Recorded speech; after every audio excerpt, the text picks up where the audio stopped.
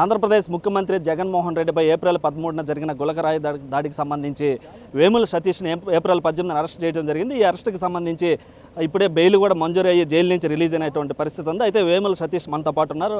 అబ్బాయిని అడిగి మరిన్ని విషయాలు తెలుసుకుందాం. అసలు ఏం జరిగింది, ఏంటి అసలు ఆ రోజు నిన్ను ఎందుకు అరెస్ట్ చేయాల్సి వచ్చింది, ఆ రోజు ఏప్రిల్ 13న నైట్ 12వ తేదీ నైట్న ఏం జరిగింది, అసలు ఏంటి విషయం? మేమైతే మా ఫ్రెండ్స్ మేము ఆరుగురం మేము ఆర్చి దగ్గర కేక్ కటింగ్ చేసుకున్నాం. అయితే ఇంకా మా ఫ్రెండ్స్ బాంబులు పేల్చి చద్దానికి పోలీసులు ఆరుగురు వచ్చి వెళ్ళిపోండ్రు అని అరిసేపాటికి మేము వెళ్ళిపోయాం సార్.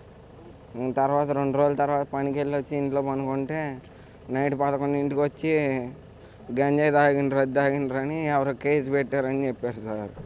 అలా అని చెప్పి ఇంటికి తీసుకొచ్చి సీఎం కేసులు ఇరికిచ్చారు సార్. ఎవరు ఇరికిచ్చారు? పోలీసు వాళ్ళే సార్.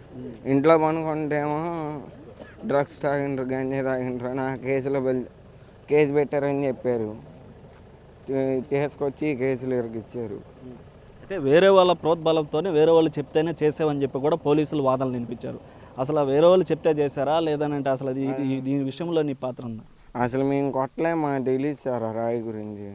మేమైతే కొట్టలేదు, మాకు ఆ రాయి సంబంధం లేదు. అయితే పోలీసులకు నువ్వు వేరే వాళ్ళు చెప్తే చేశానని చెప్పావని అంటున్నారు. మేమైతే ఏం కొట్టలేదు, పోలీసు వాళ్ళు కావాలని చెప్పిస్తున్నారు. పోలీసు వాళ్ళు ఎందుకని కావాలని చేస్తుంటారు ఏమో మనకేం తెలియదు. ఇంట్లో ఉంటే డ్రగ్స్ తాగిండ్రని మా అమ్మ నాన్న అప్పటికే అడిగి సార్ అని అడిగితే ఇది బాన్ వీక్స్ తాగిండ్రు, కేసు పెట్టిండ్రు అని తీసుకెళ్ళిండ్రు.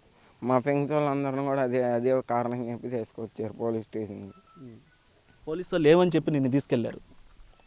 ఎవరో కేసు పెట్టారంట మేము డ్రగ్స్ అవి తాగినట్టు. అలా చెప్పి ఇంట్లో అలా చెప్పి తీసుకెళ్ళారు. నైట్ పనుకున్నాను లేపి తీసుకెళ్ళారు 11ంటికి. అయితే వేరే వాళ్ళు చెప్తే చేయలేదంటావు. అయితే పోలీసు వాళ్ళు ఎందుకు అలా చెప్పాల్సి వచ్చింది? నువ్వు ఒప్పుకున్నావు ఇట్లా వేరే వాళ్ళు చెప్తే చేశానని చెప్పి పోలీసులు అంటున్నారు. ఈ పోలీసులు నిన్ను ఏదన్నా ప్రోద్బలం చేస్తే చెప్పావా లేదంటే బెదిరించారా, ఏంటి అసలు? భయపెట్టించారు, గన్లు అవి పెట్టించి కేసు ఒప్పుకో లేకపోతే చంపేస్తాం అది ఇదని ఎవరు లేని చోట చీకట్లోకి తీసుకెళ్ళి భయపెట్టి అంబాపురంకి వెళ్ళి బ్రిడ్జి పక్కకు తీసుకెళ్ళి భయపెట్టించారు. మొత్తానికి ఏం కోరుకుంటున్నాను? నేనైతే చేయలేదు సార్, నేను కేసు కొట్టేయాలని కోరుకుంటున్నాను. నేనైతే కొట్టలేదు. చట్టాన్ని ఏం కోరుకుంటున్నావు? పోలీసుల సైడ్ నుంచి ఏం కోరుకుంటున్నావు? నిజంగా ఎవరు కొట్టారు వాళ్ళని పట్టుకోవాలని కోరుకుంటున్నాను సార్. నన్ను ఇరికిచ్చారు అనవసరం ఈ కేసులో.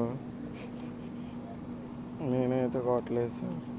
సంబంధం లేదు, నా సంబంధం లేదు. పోలీసు వాళ్ళు ఎవరో ఇరికిచ్చారు సార్, ఎవరో కొడితే నన్ను ఇరికిచ్చిండ్రు. ఇందే సార్ జరిగింది, ఎవరో కొట్టిండ్రు. నా సంబంధం లేదు సార్.